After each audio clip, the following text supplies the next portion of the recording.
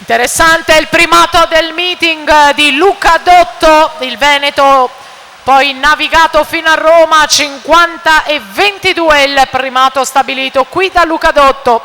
Tempo davvero importante, corsia centrale Mauro Toniato, campione italiano giovanile in 3 specialità a Riccione, ma siamo al passaggio dei 50 metri, il più veloce è in 6ª corsia Alberto Marin che passa davanti a Mattia Zuin.